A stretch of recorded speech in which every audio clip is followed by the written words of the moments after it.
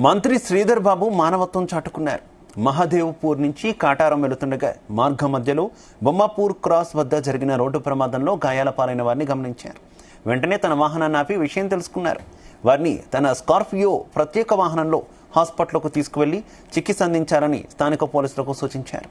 అలాగే ఆసుపత్రి వైద్య సిబ్బందితో మాట్లాడి మెరుగైన వైద్యం అందించాలని కోరారు.